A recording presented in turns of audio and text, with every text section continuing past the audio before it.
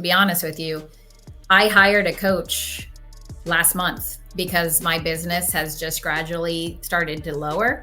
And obviously, 2020, you weren't around people as much. 2020 was my best year in the business.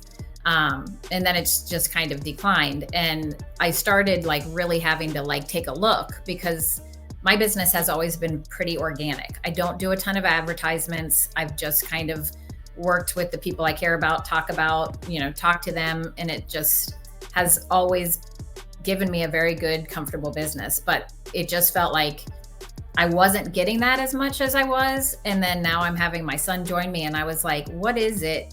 And I realized, so we have 3 boys. Braden's 24, Tanner's 20, and Beckett's 16. And, when they were all like at the elementary and middle school and all in activities, I'm constantly around the public.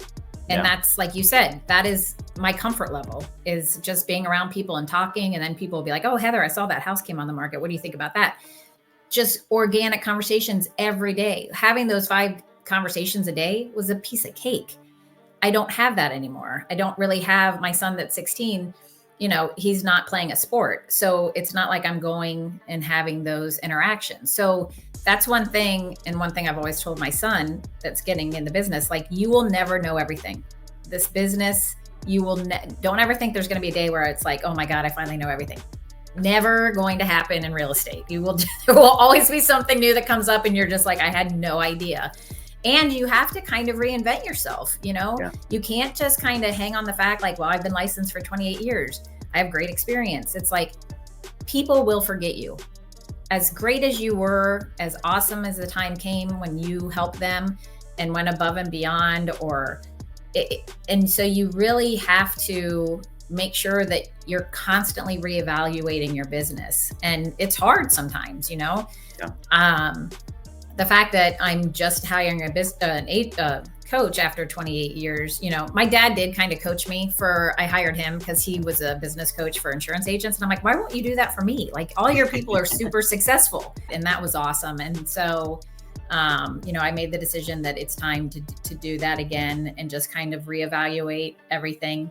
And I think that's also important in this industry, is to be willing to you really have to, if you're going to be somebody that owns your own company, you got to be able to look hard at yourself and see where you're not doing great and be willing to make adjustments in that area. Yeah.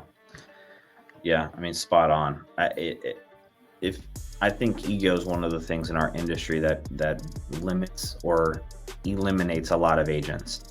The ego will not allow them to do certain things just because they're just stuck on doing it that way. And like I bring it up all the time. Like, when I got into the business with Ryan, we did a lot of REOs and foreclosures because that's what the market was, right? And then we did internet leads and buyer leads, and now it's buyers and sellers. And so like it morphs and changes with time as the market morphs and change.